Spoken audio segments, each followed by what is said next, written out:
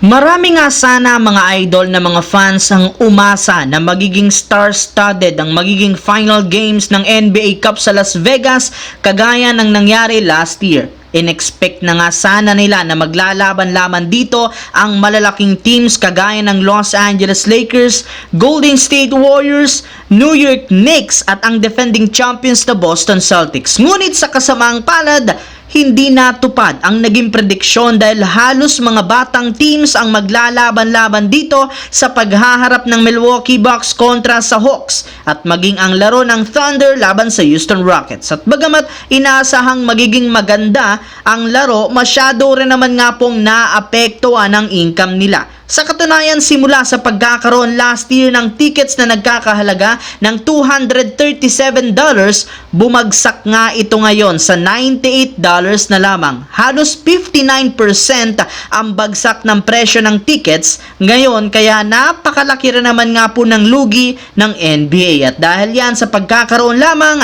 ng napakaliliit na teams na maglalaban-laban. Samantala, base nga po sa pinakahuling inilabas na balita, sa pangalawang sunod na araw na pagkakataon ngayong season, hindi na namang maglalaro si LeBron James sa lineup ng Lakers next game laban sa Minnesota Timberwolves. Kaya umingay na naman ang usapin sa social media ng pag-request nito ng trade. Hindi rin naman nga po pipigilan ni Rob Pelinka si LeBron kung gusto nitong umalis at lumipat ng ibang team. At ayon sa ilang mga analyst, malaki nga po ang tsansang mapunta si LeBron sa Golden State Warriors ngayon since desidido ang front office na kunin ito as soon as possible. Matagal na rin naman nga pong balak ng Warriors na maging sina Stephen Curry at Draymond Green na kunin si LeBron sa simula pa lamang. At ngayon may pagkakataon muli sila ay sisiguraduhin na nga ito kung sakaling mag-request. Pero ayon kay Brian Windhorst ng ESPN, makukuha lang naman nga po ng Warriors si LeBron kung sakaling makagawa sila ng isang 3-team trade. Ibig sabihin, kailangan nga po nilang maghanap ng isang team na makikipagtulungan kasama sa Lakers para maisakatuparan ang nasabing trade.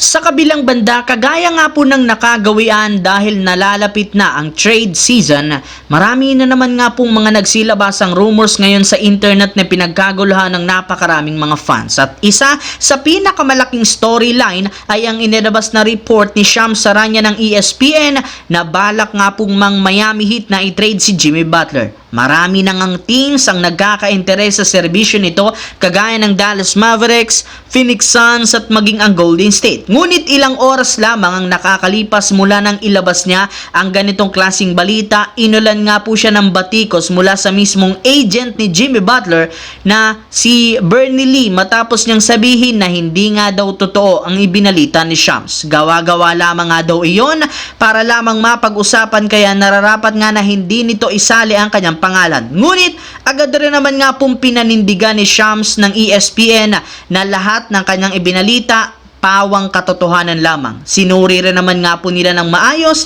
at bilang isang profesional, pinapanindigan niya ang kanyang mga ibinabalita.